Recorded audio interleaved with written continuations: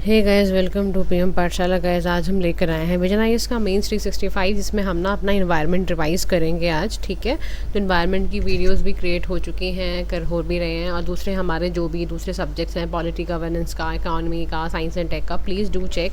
जो बच्चे पे आंसर राइटिंग करने जा रहे हैं, प्लीज़ डू, रिकमेंडेड वीडियोज़ हैं, हाईली रिकमेंडेड है, आपको प्लीज़ देख के जाओ, सो दैट आप क्वेश्चन आंसर्स में इस बारी मेंस के, चाहे वो पीसीएस के पेपर्स हों, चाहे वो यूपीएससी का 22 अगस्त से पेपर है, आप प्लीज़ बहुत ज़्यादा आंसर राइटिंग इस वक्त अपनी बढ़ा दो। ठीक है, ताकि आपको उस समय हाथ पे छा लेना पड़े, हाथ के एक्सरसाइजेस करो। जो बच्चे बिगिनर्स हैं उनके लिए भी है, हाथों से ज़्यादा से ज़्यादा आंसर्स राइटिंग आप प्लीज़ लिखो, क्योंकि हाथों को ना वर्क करना बहुत ज़रूरी होता है, वरना वहाँ 20 क्वेश्चन आप 2 घंटे में अटैम्प्ट नहीं कर पाओगे। तो now the very first topic जो सस्टेनेबल डेवलपमेंट का चैप्टर 3 हमने उठाया, उसमें हम करेंगे world coalition for peace with nature. News में क्यों था? देखो, COP16 बायोडाइवर्सिटी की हुई, जिसका ना टॉपिक था world coalition for peace with nature, a call for life. इसको लॉन्च किया गया। अब इस कोलिशन में क्या है? देखो, ये तो वॉलंटरी है। सबसे पहली बात, सभी कंट्रीज़ के लिए ओपन है, प्रिंसिपल सेट किए जा रहे हैं ताकि ह्यूमैनिटी कैसे चेंज हो रही है, रिलेशनशिप विद नेचर, वो देखा जा सके।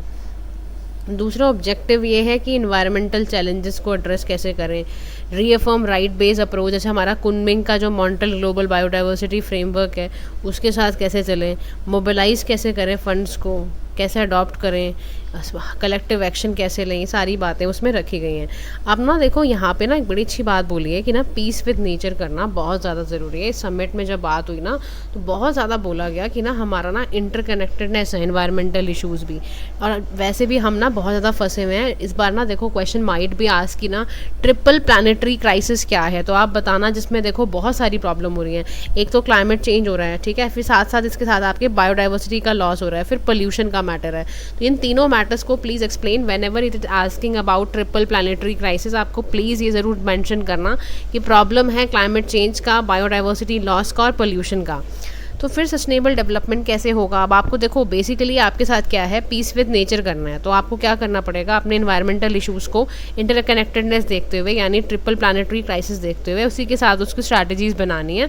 और स्ट्रैटेजी में करना क्या है, sustainable development, ecosystem conservation, equitable participation करना है सभी कम्युनिटीज़ का। अब पीस विद नेचर करना क्यों ज़रूरी होता है? ताकि हम इकोलॉजिकल सस्टेनेबिलिटी पे काम कर सकें, यानी कि जो भी थ्रेट हैं फूड सिक्योरिटी को लेकर, या पॉलिनेटर्स का लॉस हो चुका है, फर्टाइल सॉइल का लॉस हो चुका है, या मैनग्रोव रिस्टोरेशन करने की ज़रूरत है, या हम ना अचीव करें SDGs गोल को, ताकि हम बायोडाइवर्सिटी को कंजर्व कर पाएँ, हम इन्वायरमेंटल रिजिलियंस को प्रमोट कर पाएँ, हम एक्सटिंक्शंस को रोक पाएँ। अब यहाँ ये सवाल पूछ रहा है कि मेकिंग पीस विद नेचर में चैलेंजेस क्या क्या आते हैं। तो सबसे बड़ा चैलेंज है करंट मोड ऑफ डेवलपमेंट। हमारी जो शॉर्ट टर्म इकोनॉमिक गोल्स हैं उसको हम प्रायोरिटाइज़ कर रहे हैं, रादर देन हम ये सोच ही नहीं रहे हैं कि हमारे ना ये शॉर्ट टर्म इकोनॉमिक गोल्स के चक्कर में इन्वायरमेंट की लग जाएगी और अच्छी वाली लंका लगेगी जब हम लॉन्ग टर्म इकोलॉजिकल प्रिजर्वेशन की बात करेंगे। कह रहा है आपका GDP का जो मैट्रिक है वो बिल्कुल फेल है, क्योंकि वो नेचुरल कैलेमिटी के थ्रेट को नापता ही नहीं है ना, वो कैप्चर ही नहीं करता है, fails to capture the threat to natural calamity. तो आपको समझ नहीं आ रहा है कि आपके जो शॉर्ट टर्म इकोनॉमिक गोल्स के चक्कर में आपने लॉन्ग टर्म की जो आप लगाओगे ना बैंड बाजा बारात, वो समझ में आ जाएगा। तो ये लिखना कि मेकिंग पीस विद नेचर में सबसे बड़ा प्रॉब्लम है कि we are just working on present current mode, और उसमें हम ज़रा भी नहीं देख रहे हैं कि उससे फ्यूचर पे क्या असर पड़ सकता है। फिर lakhs attitude towards environmental targets, यानी जो ग्लोबल गोल्स हैं, स्ट्रेटेजिक प्लान है, बायोडाइवर्सिटी 2011 से 20 के बीच में HE टारगेट्स हैं, वो पूरी तरह से मेट नहीं हुए हैं। ह्यूमन पॉपुलेशन बहुत ज़्यादा ग्रो हो रही है, और वहाँ पे ना हम देख रहे हैं एक्सट्रैक्शन बहुत है मटेरियल्स का, फिनेंशियल कंस्ट्रेंट बहुत ज़्यादा आ रहा है। तो वे फॉरवर्ड में यहाँ पर कह रहे हैं कि हमें ज़रूरत है हम इकोनॉमिक एंड फिनेंशियल सिस्टम को ज़्यादा से ज़्यादा ट्रांसफॉर्म कर दें, डिसीजन मेकिंग की तरफ काम करें, रीडिफाइन करें, हमारा जो वेल्थ है वो नेचुरल आपके कैपिटल के फॉर्म में इंक्लूड किया जाए।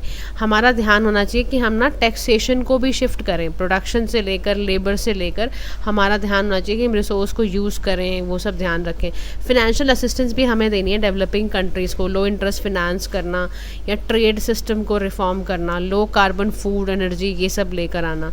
तो कंक्लूजन में कह रहा है कि हमें ना हमारे जो करंट ट्रेंड्स हैं वो बहुत ज़्यादा इकोलॉजिकल फुटप्रिंट को बहुत दिक्कत कर रहे हैं। क्योंकि हमारी जो अर्थ की बायोलॉजिकल कैपेसिटी है ना वो भी नहीं झेल पा रही है। तो हमें क्या करना है, नेचर के साथ बैलेंस भी बनाना है, पीस बनाना है, हार्मनी और बैलेंस बनाना है, बहुत ज़रूरी है। तो ये मेंशन आपने ज़रूर करना है कि COP16 बायोडाइवर्सिटी वाले में क्या इस बारी चीज़ें निकल के आई। ठीक है, now we are moving towards the next topic chapter 3 का, जिसमें हम ना इन्वायरमेंटल अकाउंटिंग पढ़ने जा रहे हैं। बड़ा इंपॉर्टेंट टॉपिक है, ज़रूर समझना, क्योंकि ना इस बारी यूनियन मिनिस्ट्री जो आपकी स्टैटिस्टिक्स एंड प्रोग्राम इम्प्लीमेंटेशन वाली है ना, उन्होंने रिलीज़ करा है एनवी स्टेट्स इंडिया 2025 का।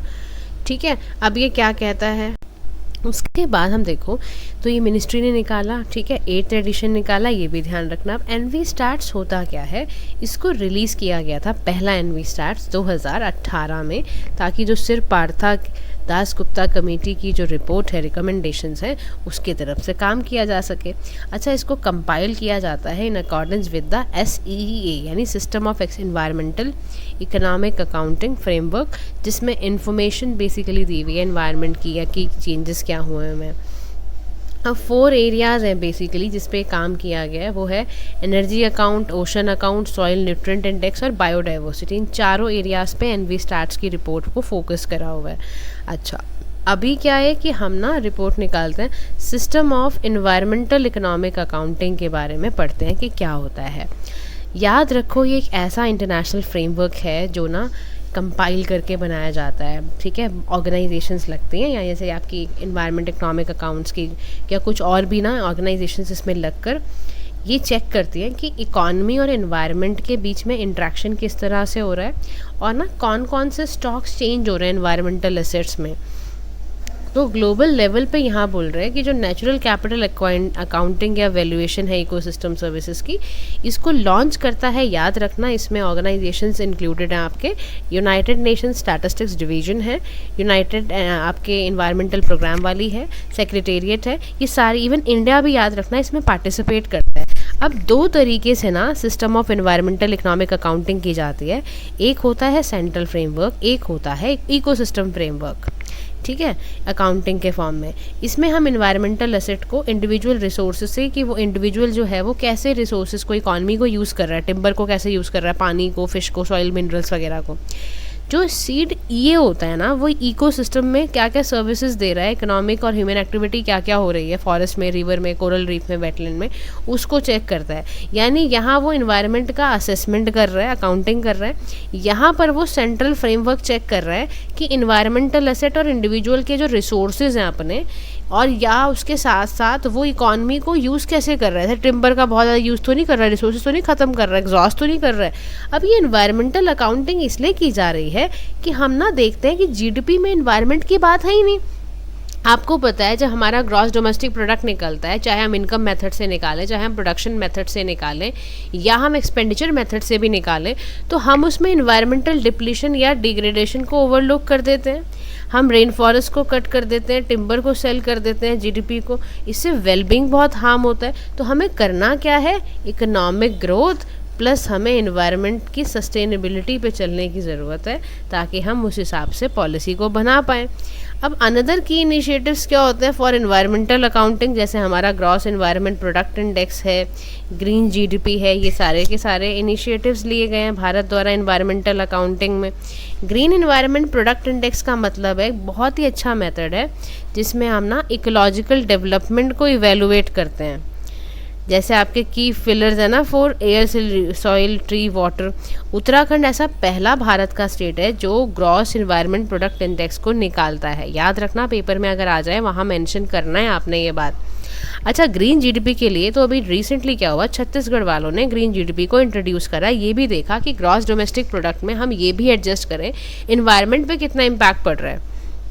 अब ग्रीन GDP बहुत नया कॉन्सेप्ट नहीं है गाइस, ये लेट 1980s में ही आ गया था, जो ये बताता था कि इकोनॉमिक एक्टिविटीज़ करने से आपके इन्वायरमेंट पे क्या इम्पैक्ट पड़ता है। तो ग्रीन GDP को निकालने का तरीका क्या है, नेट डोमेस्टिक प्रोडक्ट में से आप cost of depletion of natural resources को माइनस कर दो, और उसके अंदर प्लस क्या किया है आपने, cost of degradation of ecosystem को। तो इसमें जब आप माइनस कर देते हो नेट के डोमेस्टिक प्रोडक्ट को नेचुरल रिसोर्सेज के डिप्लीशन और डिग्रेडेशन से, तो आपको पता चल जाता है कि आपके देश का ग्रीन GDP क्या है। अब इसके चैलेंजेस क्या हैं एनवायरमेंटल अकाउंटिंग में, तो इसका इम्प्लीमेंटेशन कॉस्ट बहुत ज़्यादा हाई है, बहुत सारे जो बिजनेसेस हैं, जितने आपके स्मॉल हैं, मीडियम साइज एंटरप्राइजेज हैं, उसमें इम्प्लीमेंट करना कितना मुश्किल है, इन्वायरमेंट का डेटा को ट्रैक करना कितना मुश्किल है, स्टैंडर्डाइजेशन है नहीं, बहुत डिफ़िकल्ट है चीज़ों को कंपेयर करना। तो कह रहे हैं कि इन्वायरमेंटल कंसिडरेशन को इनकॉर्पोरेट करो इन फाइनेंशियल डिसीजन मेकिंग। आपको इन्वायरमेंटल परफॉर्मेंस देखनी है, सस्टेनेबल ग्रोथ का देखना है, कॉस्ट ऑप्टिमाइजेशन का चेक करना है, ये सारी चीज़ें आपने देखनी है। नेक्स्ट हमारा टॉपिक है circular economy at a glance, कि सर्कुलर इकॉनमी क्या होती है, इसकी ज़रूरत क्या है, करंट सिचुएशन क्या है, भारत में सर्कुलर इकॉनमी की ज़रूरत कैसे कैसे है, इसमें क्या प्रॉब्लम्स हैं, क्या ऑब्स्टेकल्स हैं। तो सर्कुलर इकॉनमी का मतलब क्या होता है कि आप ना लीज़ कर रहे हो, शेयर कर रहे हो, रीयूज़ कर रहे हो, रिपेयर कर रहे हो, रीफर्बिश कर रहे हो, रिसाइकिल कर रहे हो जो भी एग्जिस्टिंग मटेरियल या प्रोडक्ट आपके पास हैं, ताकि जो लाइफ साइकिल है उसकी प्रोडक्ट की वो एक्सटेंड की जा सके। करंट सिचुएशन भारत के अंदर ध्यान रखना, एक सर्कुलेटरी गैप रिपोर्ट निकाला जाता है 2023 का, ग्लोबल इकॉनमी की बात कर रहे हैं यहाँ पर ये, कि 7.2% जो ग्लोबल इकॉनमी है वो सर्कुलर है, डिक्लाइनिंग ट्रेंड में। समझ रहे हो, यानी कि अच्छे से फॉलो हो नहीं रहा है। जैसे आपका इन्वायरमेंटल फुटप्रिंट को रिड्यूस हो, क्योंकि सर्कुलर इकॉनमी करना हमारी बहुत बहुत बड़ी ज़रूरत है, क्योंकि इसी में आप समझ लो आपका इनकम बढ़ जनरेट होगा, आपका क्लीनर प्रोडक्शन होगा, बेटर सर्विसेज मिलेंगी, रिसोर्स की डिपेंडेंसी कम होगी, वेस्ट मिनिमाइज होगा। ये सारी चीज़ें सर्कुलर इकॉनमी से ही होती हैं। अब भारत में सर्कुलर इकॉनमी की ज़रूरत इसलिए है क्योंकि अल्टीमेटली ये क्या करता है, इकोनॉमिक बेनिफिट दे रहा है। रिसोर्स की सर्कुलरिटी से आप 11% जीडीपी का सेव करते हो बाय 2030 और 30% आप 2050 तक बचा लोगे। दूसरा, सर्कुलर इकॉनमी की ज़रूरत क्या है कि आप लीनियर इकोनॉमिक मॉडल को रिप्लेस करने के लिए भी इसका यूज़ करना ज़रूरी है। आपकी डिपेंडेंसी कम होगी इंपोर्टेड रिसोर्सेज की। अब कंस्ट्रेंट क्या है, बेसिकली यहाँ पर कंस्ट्रेंट ये है कि ये सिस्टमेटिक चेंजेस को रिक्वायर करती है, यानी आपके गुड्स एंड सर्विसेज कैसे डिज़ाइन हुए, कैसे प्रोड्यूस किए जा रहे हैं, कैसे डिस्पोज ऑफ हो रहे हैं, उसका पता चलता है। अब दूसरा कंस्ट्रेंट क्या है, एक तो हमारे पास ये सारी प्रॉब्लम है कि डिज़ाइन, प्रोड्यूस, डिस्पोज करने में। दूसरा, हमारे जो बिजनेसेस या कर भी रहे हैं ना सर्कुलर इकॉनमी, उनको इंसेंटिव नहीं दिया जाता। और आप जानते हो कि सर्कुलर इकॉनमी को प्रमोट करने के लिए डेफिनेटली टाइम, पैसा लगेगा। आप उसको अगर इंसेंटिवाइज नहीं करोगे तो बिजनेसमैन क्यों सोचेगा करने की। फिर वेस्ट मैनेजमेंट सेक्टर हमारा बहुत बहुत बहुत बहुत इनएफिशिएंट है, उनको वेस्ट कलेक्ट करना नहीं आता, बड़ा इनफॉर्मल्स है हमारा, व्हीकल्स के सोर्टिंग फैसिलिटीज़, कलेक्शन कुछ है ही नहीं। डाउन साइकिलिंग का प्रॉब्लम ये है कि जब हम मटेरियल को रिसाइकिल करने पहुंचते हैं ना, तो वैल्यू बहुत कम देता है, लोअर वैल्यू देता है comparison to the original one. तो कह रहे हैं इनिशिएटिव्स ऐसे कौन कौन से लिए जाएं, तो इनिशिएटिव्स के लिए यहाँ पर ये कह रहा है कि सबसे बड़ा प्रॉब्लम है रेगुलेटरी मेजर्स का, यानी जो नेशनल रिसोर्स एफिशिएंसी पॉलिसी 2019 की है, उन्होंने एक्सटेंड किया, प्रोड्यूसर रिस्पॉन्सिबिलिटी देने की बात करी, अवेयरनेस कैंपेन चलाए, स्वच्छ भारत मिशन हुआ, या आइडिया फॉर लाइफ हुआ, या फाइनेंशियल इंसेंटिव्स हुए, टैक्स बेनिफिट हुए, सब्सिडीज़ हुई, लो इंटरेस्ट लोन्स हुए, या कैपेसिटी बिल्डिंग वाली बात हुई कि अटल इनोवेशन मिशन है, एक्शन प्लान्स है, इसको फॉर्मुलेट करा जाए 10 सेक्टर्स के अंदर, ताकि ई वेस्ट, लिथियम आयन बैटरीज वगैरह काम कर पाएँ। तो वे फॉरवर्ड में यहाँ कह रहा है कि रिकॉग्नाइज करना है, इंगेज करना है सभी स्टेक होल्डर्स के साथ, यानी अर्बन लोकल बॉडीज़ हुई, इनफॉर्मल कोऑपरेटिव्स हुए, रेगुलेटर्स को सबके साथ मिलके इस पे प्लान बनाना पड़ेगा आपको। फिर ज़्यादा से ज़्यादा ऐसे जो काम होते हैं ना गाइस, वो तभी चल सकते हैं सर्कुलर इकॉनमी के, जब आपकी जो लोकल लोग हैं ना, या म्यूनिसिपल या पंचायती लेवल पर जो लोग हैं, वो को उनको सर्विसेज डिसेंट्रलाइज करो आप। आपका डेटा कलेक्शन स्टेट्स को भी लेवल पर भी मॉनिटर इवेलुएट करना बहुत ज़रूरी है। आपकी सर्कुलर इकॉनमी तभी प्रमोट होगी जब public procurement policy, tax incentives वगैरह आप देना सीख जाओगे, तभी मामला बनेगा। नेक्स्ट आपका टॉपिक आता है सस्टेनेबल एग्रीकल्चर इन इंडिया। अब पहला यहाँ पे टॉपिक क्या है सस्टेनेबल एग्रीकल्चर इन इंडिया में, तो यहाँ वो बात करेंगे natural farming at a glance. Natural farming क्या होती है समझते हैं। नेचुरल फार्मिंग का मतलब है जो केमिकल फ्री है, low input climate resilient farming system है, लोकली अवेलेबल रिसोर्सेज का। की कंपोनेंट यहाँ पर क्या है, बीज अमृत है, काऊ डंग यूरिन है, जीव अमृत है, मल्चिंग है, वप्सा है, प्लांट प्रोटेक्शन है। ये सारे के सारे की कंपोनेंट हैं जो आपके नेचुरल फार्मिंग में यूज़ किया करते हो, यानी काऊ का डंग, काऊ का यूरिन, अर्थवॉर्म्स उसको वापासा कहते हैं, बायोलॉजिकल कॉन्कोशंस का यूज़ करते हो आप। अगर आप इन सब चीज़ों का यूज़ करते हो फील्ड पे एग्रीकल्चर के लिए तो ये सब यूज़ होता है, उसको नेचुरल फार्मिंग कहते हैं। अब इसको हम कंपेयर करते हैं नेचुरल फार्मिंग के साथ, तो दोनों ही ध्यान रखना नॉन केमिकल सिस्टम है। ये बायोमास मैनेजमेंट पे रिलाई करते हैं, रिजुमिनेशन करना, रिसाइकल करना, क्रॉप रोटेशन, मल्टीपल क्रॉपिंग करना, ये सब में यूज़ होता है ये। अब डिफरेंसेस क्या हैं ऑर्गेनिक फार्मिंग के और नेचुरल फार्मिंग में, क्या क्या डिफरेंस आता है? तो सबसे बड़ी प्रॉब्लम है इनपुट का। अगर हम देखें तो off farm purchase organic input है, नेचुरल फार्मिंग में कोई एक्सटर्नल इनपुट नहीं है, हम खाली फार्म इनपुट्स को यूज़ कर रहे हैं। सॉइल करेक्शन की बात करें तो नीड बेस्ड सॉइल करेक्शन हो रही है नेचुरली माइंड मिनरल्स में।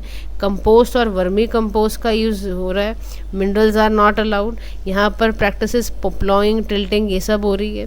डिकम्पोज हो रहे हैं ऑर्गेनिक मैटर माइक्रोब्स और अर्थ वॉर्म्स की मदद से। कॉस्ट की बात की जाए तो बड़ा एक्सपेंसिव है ये, यहाँ लो कॉस्ट लग रही है। ये सारी के सारे डिफरेंसेस हैं।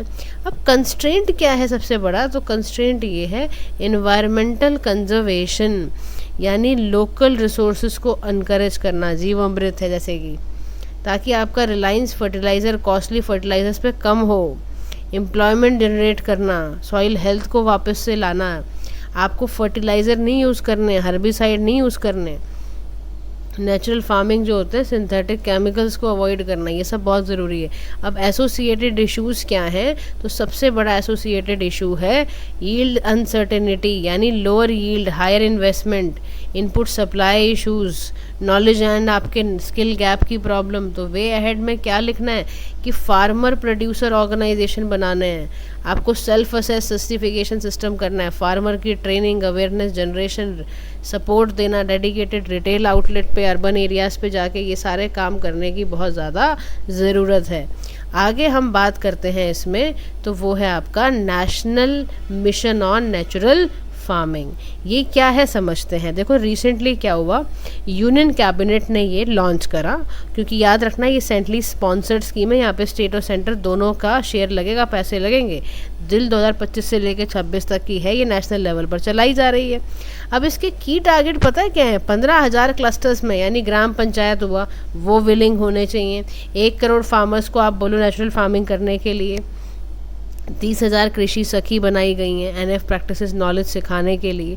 10,000 इनपुट ऐसे क्रिएट करे गए हैं। 2,000 फार्म्स में डिमॉन्स्ट्रेशंस के लिए मॉडल बनाए जा रहे हैं। तो क्यों किया जा रहा है गाइज? ये लिखना है आपको, नेचुरल फार्मिंग बड़ा इंपॉर्टेंट टॉपिक है, ये एग्रीकल्चर के लिए बड़े दुखी हैं इस समय, इसीलिए हमने ये आप लिखना national centre for management of agriculture extension बनाया है, national centre for organic and natural farming बनाया है। तो एनएम और ये आपका एनएफ जो है बहुत बड़ा शिफ्ट है एग्रीकल्चर की प्रैक्टिसेस में, scientific backed approach, sustainability, climate resilience, safe food, ये सब लग रहा है, ताकि आपका सॉइल हेल्थ इंप्रूव हो पाए, रिस्टोर हो पाए इकोसिस्टम, इनपुट कॉस्ट जो फार्मर्स की है वो रिड्यूस हो पाए, इसके लिए किया जा रहा है। एग्रो फॉरेस्ट्री भी इसीलिए की जा रही है। सारे टॉपिक्स आपके इंटरमिंगल्ड हैं।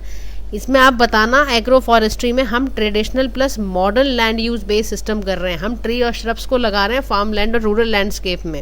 अब भारत क्या करने की कोशिश कर रहा है? भारत कहता है कैलकुलेशन पर्पस से ट्री कवर परसेंट जो है वो 10% एग्रीकल्चर लैंड पे होनी ही चाहिए, उससे ज़्यादा ही होनी चाहिए। अब एग्रो फॉरेस्ट्री के टाइप्स हैं।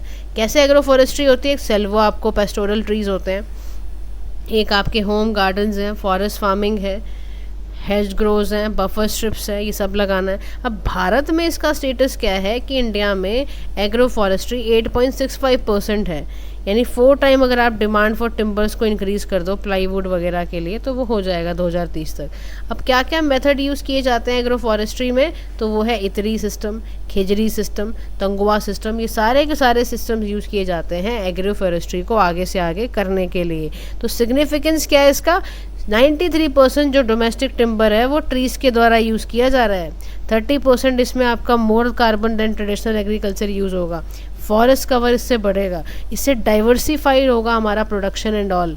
तो भारत इसमें क्या चाहता है? भारत की सरकार ने कहा कि हम क्या करते हैं, नेशनल आपके एग्रो फॉरेस्ट्री पॉलिसी है 2014 की, उसको आगे से आगे बढ़ाते हैं।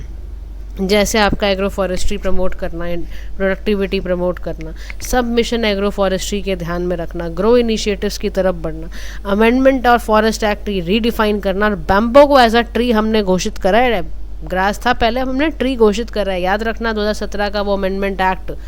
ये हम इसीलिए कर रहे हैं, ट्रीज जो गिर जाते हैं एग्रीकल्चर लैंड में, इसको बेसिकली हम एग्रो फॉरेस्ट्री में बनाना चाह रहे हैं। हमारा सारा पर्पज़ यही है। देखो बहुत सारे इश्यूज थे, मल्टीपल स्टेट लॉज हैं, इतना आसान नहीं है एग्रो फॉरेस्ट्री को लॉन्च करना। ऑनलाइन ट्रांजिट पास कराना, टिम्बर ये सब को ट्रांसपोर्ट कराना आसान नहीं है, यूटिलाइज़ करना इसको, बड़ा इसके पोटेंशियल बहुत है इसमें, लेकिन उसको यूटिलाइज़ करना बड़ा मुश्किल है।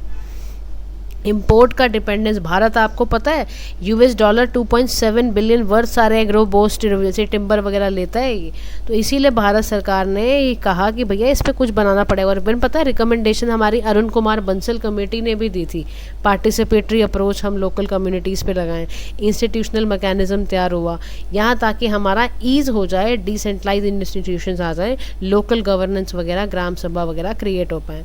नेक्स्ट हमारा है अदर सस्टेनेबल एग्रीकल्चर प्रैक्टिसेस जो न्यूज़ में रही, उसके बारे में समझते हैं। इंटीग्रेटेड न्यूट्रिएंट मैनेजमेंट है, यानी मेंटेनेंस क्या करनी है हमें, सॉइल फर्टिलिटी की प्लस प्लांट न्यूट्रिएंट सप्लाई करना है ऑप्टिमम लेवल पर, ताकि आपके बेनिफिट्स ऑप्टिमाइज हो पाएँ सारे पॉसिबल सोर्सेज ऑर्गेनिक इनऑर्गेनिक वगैरह के। इंटीग्रेटेड न्यूट्रिएंट मैनेजमेंट का मतलब है कि आप चाहते हो सॉइल फर्टिलिटी हेल्थ उसका बना रहे, कॉस्ट इफेक्टिव प्लस आपके सस्टेनेबल क्रॉप प्रोडक्शन के लिए। राइट इन्फॉर्मेशन, ट्रेनिंग और एडिशनल रिसर्च के साथ आप ये काम कर सकते हो। अच्छा, नेक्स्ट काम है रीजनरेटिव एग्रीकल्चर का। तो यानी एक फार्मिंग सिस्टम है ये, harmony with nature, maintaining improving economic viability. अब इसमें क्या करते हो आप, सॉइल की डिस्टर्बेंस को मिनिमाइज करने की कोशिश, बात समझ रहे हो। तो ये रीजनरेटिव एग्रीकल्चर का मतलब ही होता है कि हमें इकोनॉमिक वायबिलिटी तो मेंटेन करनी है, लेकिन उसके साथ साथ हमारा फार्मिंग सिस्टम ऐसा हो जो हार्मोनाइज करे नेचर के साथ। ऐसे ही बायोफ्लॉक टेक्नोलॉजी है, फिश फार्मिंग मेथड है ये बेसिकली।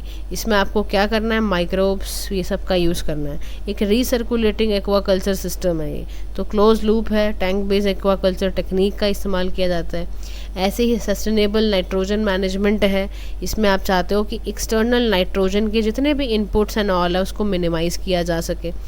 तो फिर नेक्स्ट हमारा मिसलिनियस टॉपिक्स है डिजिटाइजेशन एनवायरमेंटल सस्टेनेबिलिटी के ऊपर। देखो क्या हुआ, COP29 जब चल रही थी ना UNFCCC की, तो वहीं डिक्लेयर हुआ था ग्रीन डिजिटल एक्शन। अब क्या है ग्रीन डिजिटल एक्शन, लिखने को अगर आ जाए तो आप कैसे कैसे लिखोगे, आप बताना। हमें डिजिटल टेक्नोलॉजीज़ को इस तरह से यूज़ करना है इन्वायरमेंट में, तो क्लाइमेट एक्शन को सपोर्ट करने वाला हो, दूसरा हमारी बिल्डिंग रिजिलियंट हो, इन्वायरमेंट को झेलने वाली हो। हम चाहते हैं सस्टेनेबल इनोवेशन भी करना, इन्वेस्टमेंट बढ़ाना, इंटेलेक्चुअल प्रॉपर्टी को प्रोटेक्ट करना, डिजिटल इंक्लूजन करना, लिटरेसी पे ध्यान देना, ये बहुत ज़रूरी है। अब इन्वायरमेंटल फुटप्रिंट ऑफ डिजिटाइजेशन का ध्यान रखना, 2024 का जो साल था याद करो, वो UN trade and development digital economy के ऊपर था। तो ग्रीन हाउस का क्या करना है, हमें इमिशन चेक करना है। जो IACT सेक्टर है हमने देखा उसमें 1.5 से 3.2% तक global green house gas emission फैल रहा है। ई वेस्ट का सर्च बहुत ज़्यादा बढ़ गया है। डेटा सेंटर्स खाली उनके पास इलेक्ट्रिसिटी नीड्स के बारे नहीं, उनको पानी भी चाहिए कूलिंग के लिए। 2022 में ग्लोबल डेटा सेंटर्स में अकेले कंज्यूम करा था 460 टेराबाइट्स आवर्स। फिर डिमांड फॉर मिनरल्स, डिजिटाइजेशन करना, ग्रेफाइट, लिथियम, ये सब का सर्च जो है वो बहुत ज़्यादा है। तो ऐसा सिग्निफिकेंस पे ध्यान देना है हमें डिजिटल टेक्नोलॉजीज़ इन सस्टेनेबल डेवलपमेंट, यानी कि मॉनिटर करना। हमें क्या करना है, AI आर्टिफिशियल इंटेलिजेंस को हम ऐसे ट्रेन करें ताकि हम चेंजेस वगैरह, आइसबर्ग्स वगैरह को देख पाएँ। एयर पोल्यूशन में हम ट्रैक करने के लिए AI का इस्तेमाल करें, हम इन्फॉर्म डिसीजन मेकिंग लें, हम सर्कुलर इकॉनमी मॉडल पे स्ट्रेस आउट करें, हमें क्लाइमेट मॉनिटरिंग एंड फॉरकास्टिंग भी करनी है। हमें ये भी देखना है कि टेक्नोलॉजी को हम वाइडर इन्फॉर्मेशन के साथ यूज़ कर पाएँ। तो यहाँ क्या कह रहा है, UNEP रिकमेंड करता है स्टैंडर्डाइज प्रोसीजर। हम कंपनीज़ को इनकरेज करें कि वो पावर डेटा सेंटर्स के साथ यूज़ करें, इन्वायरमेंटल कॉन्सिक्वेंसेस को डिस्क्लोज करें और AI बेस्ड प्रोडक्ट्स को देखें ताकि हम इफ़ेक्टिव यूटिलाइजेशन कर पाएँ। अब नेक्स्ट टॉपिक हमारा क्या है, नेक्स्ट टॉपिक हमारा रिलेटेड है इंडियन हिमालयन रीजन से। तो रीसेंट जजमेंट हुई सुप्रीम कोर्ट की नए फंडामेंटल राइट कि भाई वो क्लाइमेट चेंज से फ्री रहें, इसके इम्पैक्ट सस्टेनेबल डेवलपमेंट मॉडल आओ for the Indian Himalayan region. अब सस्टेनेबल डेवलपमेंट यानी कि इंडियन हिमालयन रीजन में हो कैसे। तो MK जो Ranjit Sinha versus Union of India का केस है वो है right to be free from adverse effect of climate change. अब हिमालयाज ये बेसिकली यहाँ पर दिख रहे हैं। Ashok Kumar Raghav versus Union of India का केस था। सुप्रीम कोर्ट ने पूछा सेंट्रल गवर्नमेंट से, पिटिशनर से, कि भाई तरीका बताओ कैसे हम हिमालयन की जो स्टेट है, टाउन है, देखो हम बहुत परेशान हैं हिमालय और उत्तराखंड से, तो हम इतना परेशान है इस समय, हमें समझ नहीं आ रहा इसको कैसे डेवलप करें कि ये कैरिंग कैपेसिटी रहे और ये टूट फूट ना जाए।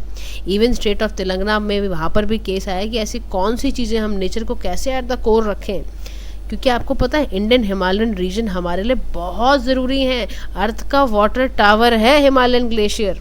आपको पता है 1.4 बिलियन लोगों की सर्वाइवल इसी पे टिका है।